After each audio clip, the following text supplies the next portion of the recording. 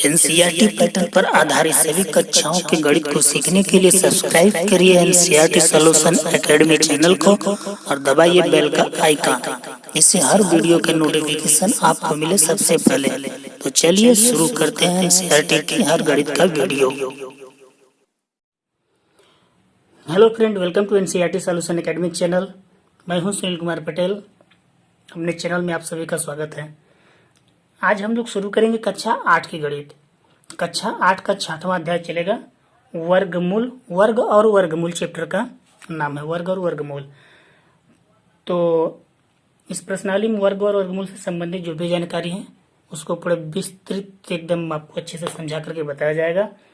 तो वीडियो को अंत तक देखिएगा, तभी वीडियो समझ में आएगा, सारे सवाल समझ में आएंगे जो आपको सिलेबस कंप्लीट करने में आपका मदद करेंगे। तो बने रहे वीडियो पे। वीडियो यदि पसंद आ जाए तो वीडियो को लाइक करिएगा, पसंद आए तब वीडियो को लाइक करिएगा, और चैनल पे पहली बार है तो चैनल को सब्सक्राइब करके बेल आइकन प्रेस कर लीजिएगा। तो चलिए शुरू करते हैं प्रश्नावली 6.1। प्रश्नावली 6.1 का पहला सवाल देखिए। पहला सवाल कह रहा है कि निम्नलिखित संख्याओं के वर्गों की इकाई के अंक क्या होंगे। कुछ संख्या दिया है। देखिए पहले तो बताने वर्ग और वर्गमूल में डिफरेंस क्या होता है। जब वर्ग बोलता है कि संख्या का वर्ग क्या होगा, तो वर्ग में क्या करते हैं हम, दिए गए संख्या जैसे 2 दिया है तो 2 का वर्ग करना है तो हम क्या करते हैं 2 घाते 2। 3 का वर्ग करना है तो लिखेंगे 3 घाते 2। यानी जिस संख्या का वर्ग बोलेगा उसको हम उसके घात लगा देंगे। घात का मतलब होता है कि उसी संख्या का उसी संख्या से गुणा। यानी 2 का वर्ग मतलब 2 गुणित 2, 3 का वर्ग मतलब 3 गुणित 3। रिजल्ट हम देखेंगे तो 2 दूना 4 आ जाएगा, 3 त्रिका 9। यानी किसी भी संख्या के हम उसी संख्या से गुणा कर दें, और गुणा करने पर जो वैल्यू प्राप्त होता है वो दिए गए संख्या का वर्ग होता है। ठीक। और वर्गमूल क्या होता है? वर्गमूल हम निकालते हैं, वर्गमूल को करड़ी से प्रदर्शित करते हैं। इस संख्या के वर्गमूल निकालने के लिए हमको करड़ी का प्रयोग करना पड़ता है। यहाँ पर कोई घात छुपा नहीं रहता, तो इसलिए इसको हम मानते हैं 2 घात। करड़ी की जो घात होती है वो 2 होती है। अब जैसे 4 का वर्गमूल निकालना है कि 4 का वर्गमूल कितना होगा, तो जैसे 2 का वर्ग हमने 4 किया तो 4 का वर्गमूल क्या 2, जस्ट वो संख्या उसका वर्गमूल हो जाएगा। ठीक है। अब 4 के वर्गमूल निकालने के लिए हमको फैक्टर करना पड़ता है, गुणनखंड करना पड़ता है, जो हम लोग अगले प्रश्नावली में सीखेंगे तो विस्तृत चर्चा करेंगे उसके बारे में कि कैसे गुणनखंड किया जाता है। अब यहाँ पर जैसे 4 दिया हुआ है तो 4 को हम ले लेते हैं तो 2 गुणित 2 लिख सकते हैं 4 को। अब करड़ी की घात हमेशा 2 होती है, आपको दिमाग में रखना है। तो करड़ी घात 2 होता है तो हम 2 का इसमें जोड़ा बनाएंगे। 2 करड़ी घात 2 का जोड़ा बनाएंगे। तो प्रत्येक जोड़े में से हम क्या करेंगे, एक संख्या निकालेंगे। इसमें एक ही जोड़ा है तो इसमें से एक संख्या निकालेंगे तो दिए गए संख्या का क्या होगा, वर्गमूल होगा। ठीक। चलिए सवाल पे चलते हैं। कारण निम्नलिखित संख्याओं के वर्गों के इकाई अंक क्या होंगे। तो जैसे पहला ए नंबर दिया है 81। अब और भी बड़े बड़े संख्या दिए हैं, इसमें आप लोग देखेंगे जैसे 5वां नंबर तो दिया है 1 2 3 4। अब इनके वर्गों का इकाई वर्ग करके इकाई अंक बताना है। तब वर्ग करने के लिए क्या हम पूरे का मल्टीप्लाई करेंगे, तब देखें इकाई अंक क्या आता है। इतना आपको नहीं करना है, आपको लिखना है 81 के वर्ग का इकाई अंक क्या लिखेंगे 1। कैसे? क्योंकि हमको लास्ट में यहाँ पर बताना पड़ेगा कि चूंकि 1 गुणित 1 बराबर क्या होता है 1।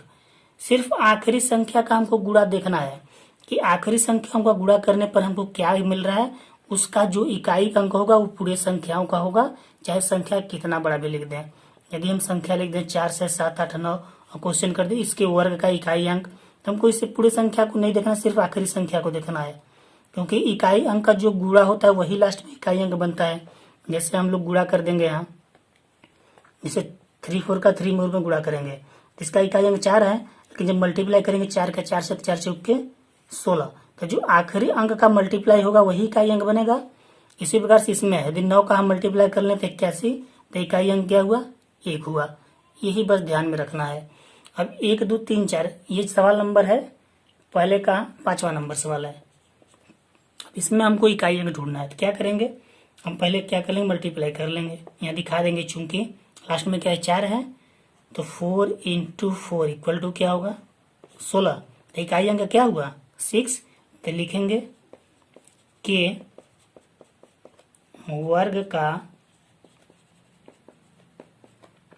इकाई अंक बराबर कितना 6। हमेशा ध्यान दीजिएगा, हम लास्ट वाली संख्या का ही मल्टीप्लाई करेंगे और मल्टीप्लाई करने पर जो संख्या इकाई में मिलेगा वही मेरा क्या होगा, उस पूरी संख्या का इकाई अंक होगा। इसी प्रकार से इसमें बहुत सारे सवाल दिए हैं, तो उसको आप लोग कर लेंगे। 8वां नंबर एक है, उसमें कुछ संख्या दिया हुआ 998880। इसमें इकाई अंक क्या हो जाएगा, तो इकाई अंक हो जाएगा इसमें 0। कैसे, क्योंकि जब 0 का हम 0 में मल्टीप्लाई करेंगे तो क्या मिलेगा 0। इकाई अंक पूछेगा तो हमको इकाई अंक का ही मल्टीप्लाई करना है, और मल्टीप्लाई करने पर जो संख्या आएगा उस पूरे संख्या का इकाई अंक वही होगा। ठीक है, चलिए अगला क्वेश्चन देखते हैं। देखिए दूसरा नंबर क्वेश्चन कह रहा है कि निम्नलिखित संख्याएं स्पष्ट रूप से पूर्ण संख्या नहीं है, इसका कारण दीजिए। तो कारण क्या है, देखिए मैं आपको बताता हूँ। यदि हम 1 से लेकर 10 तक के संख्याओं का वर्ग करें तो आप 1 का वर्ग करेंगे तो 1 मिलेगा, 2 का वर्ग करेंगे 4, 3 का वर्ग करेंगे 9, 4 का वर्ग करेंगे 16, 5 का 25, 6 का 36, 7 का 49, 8 का 64, 9 का 81, और यदि 10 का करेंगे तो 10 का क्या आएगा 100 आएगा। कम से कम आप लोग 20 से 30 तक ऐसी वर्ग संख्याओं को लिख करके याद कर लेंगे तो आपको सवाल लगाने में दिक्कत नहीं होगा। अब देखिए यहाँ 1 से लेकर 10 तक के बीच में सभी संख्याओं का इकाई अंक क्या आ रहा है, ये हमको नोट करना है। समझने के लिए मैं बता रहा हूँ। देखिए 1 आया, 4 आया, 5 भी आया है, 6 आया है, 9 आया है और 0। इससे हमको क्या पता चलता है, इकाई अंक हमने लिया। देखिए यहाँ से 1, यहाँ से 4, यहाँ से 5, 6, 9 और एक इसमें 0 आया है। तो हम किसी भी बड़ी से बड़ी संख्या का जब वर्ग करेंगे, कितनी भी बड़ी संख्या का वर्ग करेंगे तो उसके लास्ट में यही संख्या आएगा, इससे ज्यादा कोई संख्या नहीं आएगा। यदि इसके अतिरिक्त 2 दिख जाए, 3 दिख जाए, 7 दिख जाए, 8 दिख जाए, क्योंकि यही इसमें बच रहे हैं, 2 बचा, 3 बचा, 4, 5, 6 है ये है, फिर 7, 8 बचा। तो किसी संख्या के अंत में कितना बड़ा संख्या दिया है, यदि इनमें से कोई इकाई अंक दिया हुआ है तो मेरा क्या है वर्ग है, इनमें से कोई इकाई अंक आ गया तो वर्ग नहीं होगा। क्लियर। अब एक चीज और 0 के लिए ध्यान देना है, 0 वर्ग कब होता है कब नहीं होता। जैसे किसी संख्या लिख दिया 2300 तो ये वर्ग है, क्योंकि इस 0 के लास्ट के जितने 0 होते हैं उनकी संख्याएं सम में होनी चाहिए। इसमें 2 0 है तो 2 सम है, लेकिन यदि 3 0 कर देता तब 3 तो विषम है, तो ये क्या होगा मेरा वर्ग पूर्ण वर्ग संख्या नहीं होगा। 0 में हमको ध्यान देना है कि जिस संख्या में 0 लास्ट में लगा होगा वो सम होना चाहिए, यदि विषम है तो वर्ग संख्या नहीं है। तो दूसरा नंबर क्वेश्चन यही कह रहा है कि निम्नलिखित संख्याएं स्पष्ट रूप से पूर्ण वर्ग नहीं है, इसका कारण दीजिए। तो पहला नंबर जो संख्या दिया है वो दिया है 1057। 1057 और ये बता रहा है कि पूर्ण वर्ग संख्या नहीं, हमको कारण बताना है क्यों नहीं है। अब देखिए आखिरी में क्या है, 7 आया है, तो 7 क्या है पूर्ण वर्ग संख्या नहीं है, ये है, तो 7 नहीं वाले में है, तो क्या है पूर्ण वर्ग संख्या नहीं। ये कथन बता रहा है, इसको हमको कुछ करने की जरूरत नहीं है, ये पूर्ण वर्ग संख्या नहीं है। क्यों नहीं है, क्योंकि यही हमको लिखना है कारण, क्योंकि इकाई अंक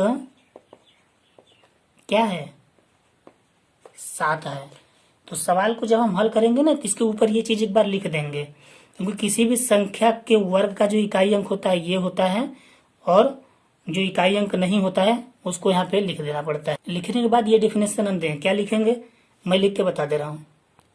देखिए लिखेंगे क्या, सभी वर्ग संख्याओं के अंत में 0, 1, 4, 5, 6, 9 होते हैं। सवाल हल करने से पहले हम डेफिनेशन दे देंगे कि सभी वर्ग संख्याओं के अंत में 0, 1, 4, 5, 6, 9 होते हैं, अर्थात किसी संख्या का इकाई अंक 2, 3, 7, 8 होने पर पूर्ण वर्ग नहीं होगा।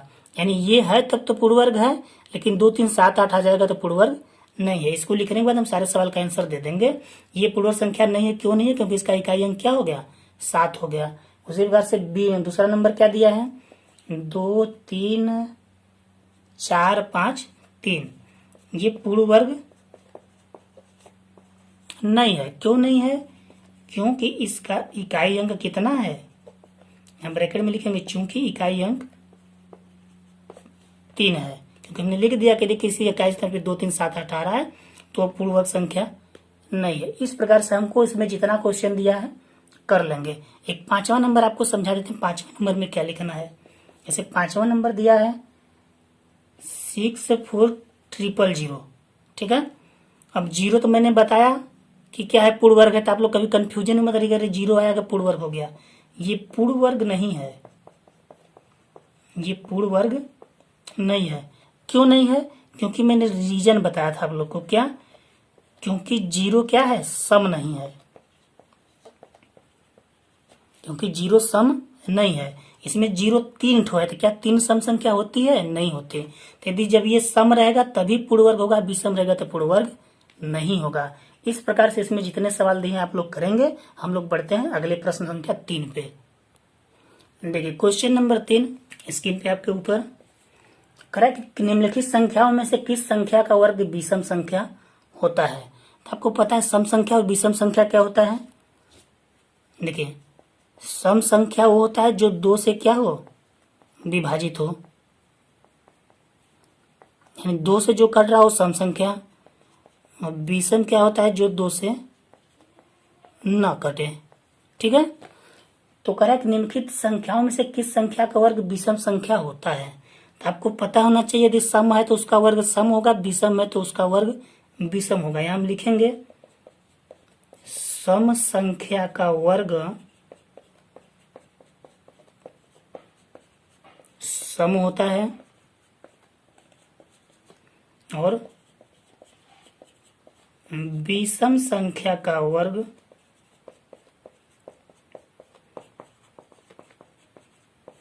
विषम होता है। क्लियर। अब इसमें देख लीजिए कौन कौन सा सम है, कौन कौन सा विषम है, तो वही उसका वर्ग विषम संख्या होगा। जैसे पहला नंबर दिया है 431, दूसरा नंबर दिया है 2826, तीसरा नंबर दिया है 7779, चौथा नंबर दिया है 82004। इसमें क्वेश्चन कर रहा है कि निम्नलिखित संख्याओं में से किस संख्या का वर्ग विषम होगा। तो इसमें बताइए विषम कौन कौन है, 431 और 9, क्योंकि इसमें 1 है, यहाँ 9 है। ये 6 और 4 तो 2 से कट जाएंगे, विषम सम हो जाएगा, लेकिन ये दोनों क्या है, विषम है। तो पूछ रहा है कि निम्नलिखित संख्याओं में किस संख्या का वर्ग विषम है। तो संख्या क्या होगी, संख्या इक्वल टू लिखेंगे 431 कामा 77 और 79। ये दो संख्याएं ऐसी हैं जिनका वर्ग भी क्या होगा, विषम ही होगा।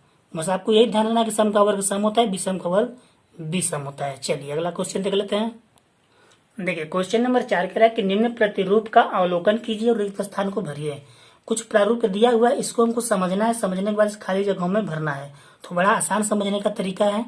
यहाँ तीनों में बीच में 2 लिखा है, यहाँ भी 2 लिखा है, मतलब ये चीज तो क्लियर हुआ कि बीच में हमेशा 2 ही रहेगा। यहाँ भी यदि बीच में कोई संख्या आएगा तो क्या आएगा, 2 आएगा, ठीक। क्योंकि जब 3 में 2 है, कोई कैलकुलेशन नहीं, तो इसमें भी 2 होगा, ये क्लियर हुआ।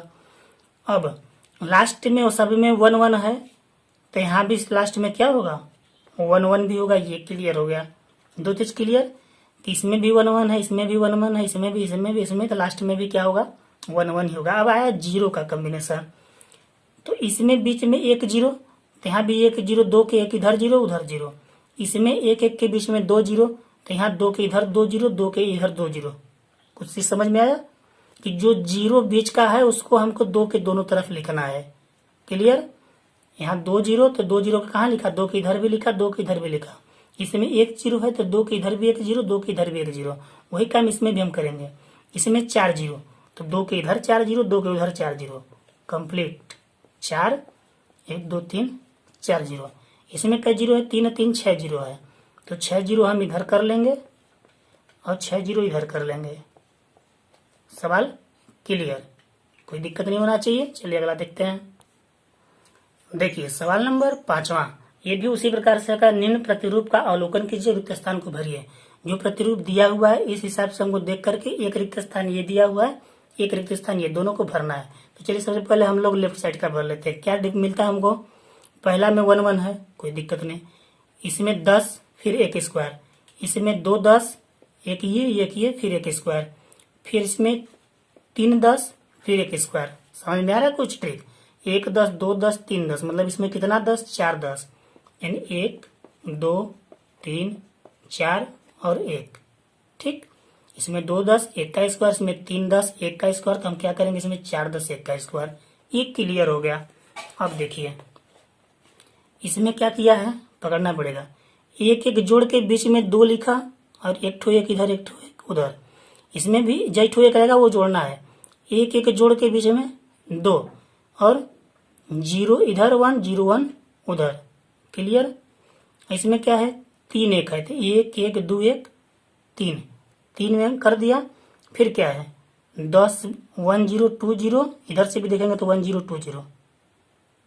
ठीक, अब लास्ट में देखिए क्या किया है, इसमें कई ठो एक है 5 ठो एक है, तो 5 लिख दिया है।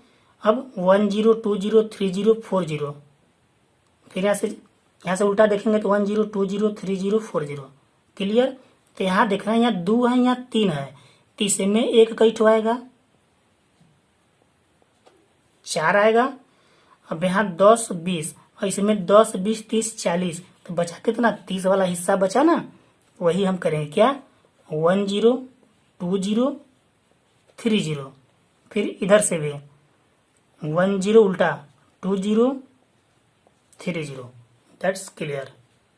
ठीक, 1 0 2 0 3 0, इधर से भी 1 0 2 0 3 0, इसमें मिला लो 1 0 2 0 3 0 4 0, इधर से भी 1 0 2 0 3 0 4 0, बीच में 5 क्योंकि 5 1 है, तो जितना एक था हमने ऐड करके बीच में लिखना है।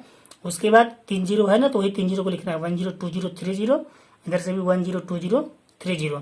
इसमें 2 0 है तो 1 0 2 0 1 0 2 0, इसमें 1 0 है तो 1 0 1 0, ये इसका कॉम्बिनेशन है। क्लियर? चलिए अगला सवाल देखते हैं। देखिए क्वेश्चन नंबर 6 कुछ इस प्रकार से दिया हुआ, कारण दिए गए प्रतिरूप का उपयोग करते हुए लिप्त संख्याओं को प्राप्त करना।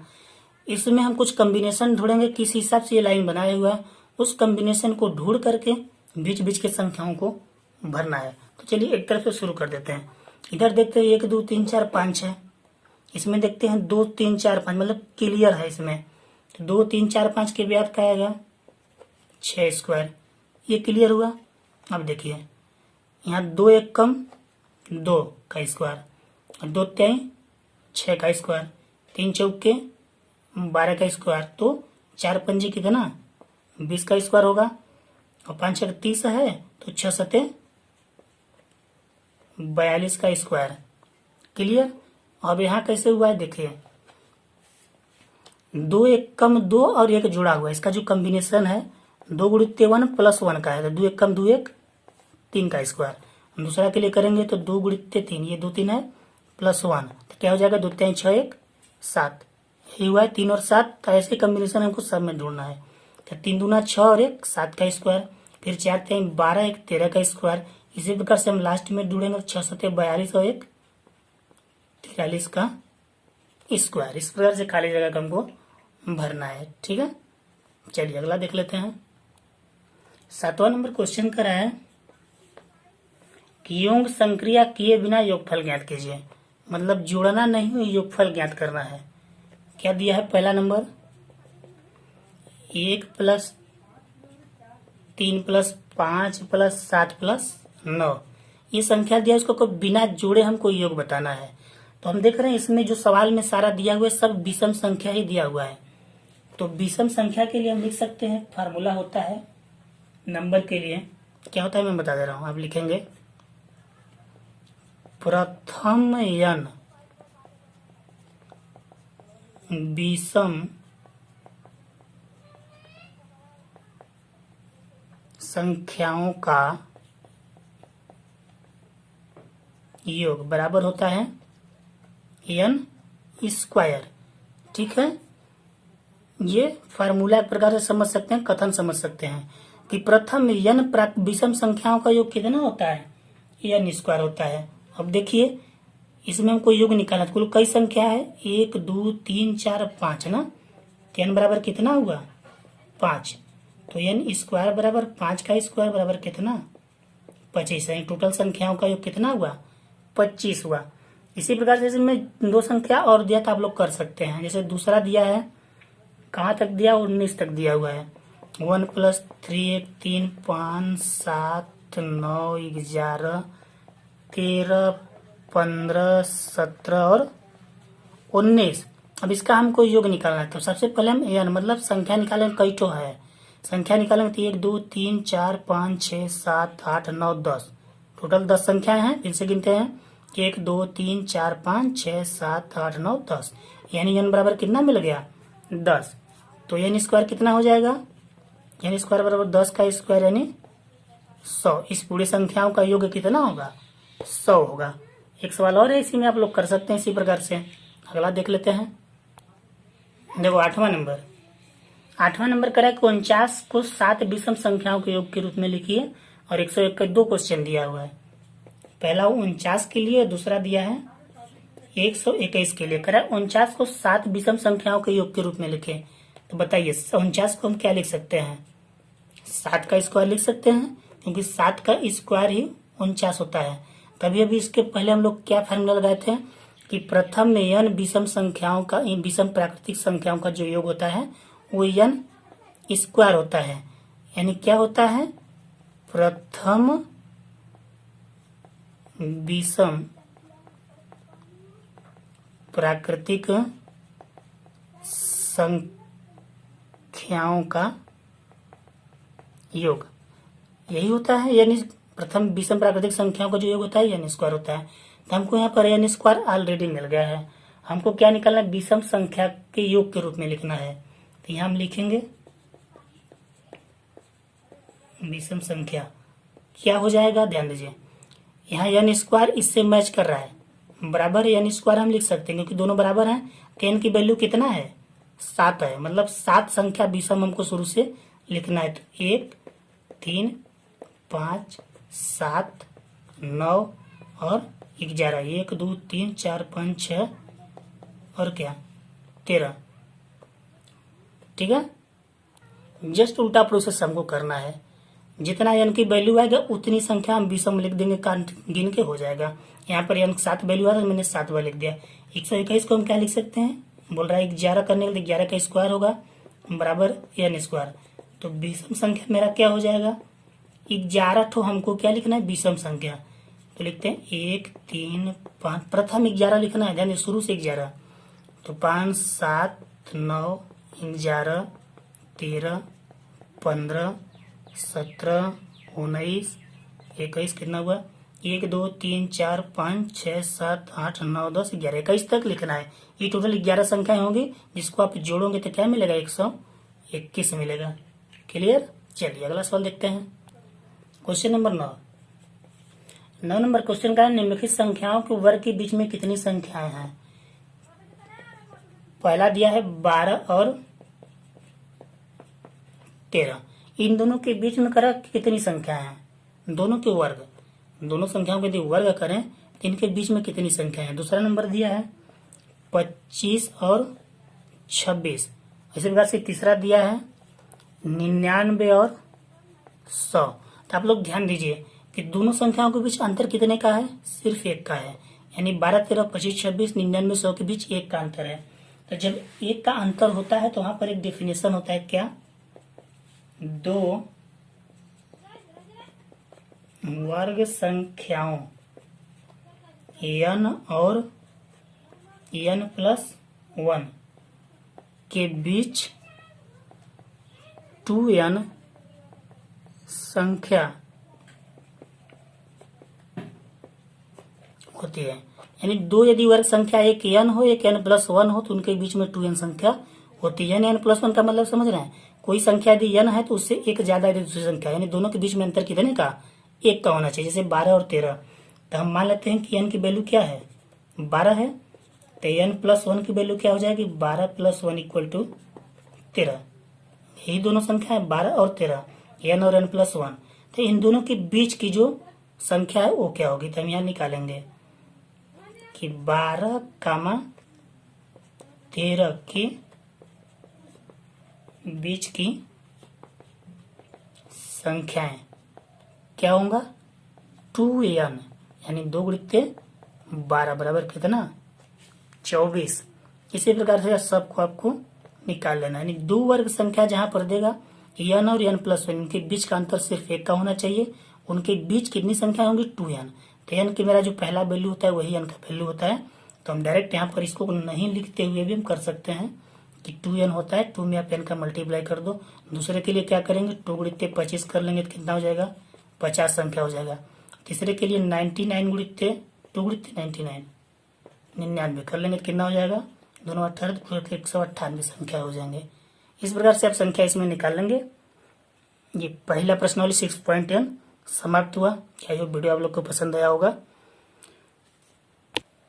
तो सपोर्ट दिस चैनल, बने रहे साडे सॉल्यूशन एकेडमिक चैनल, देखते रहिए और सीखते रहिए। धन्यवाद।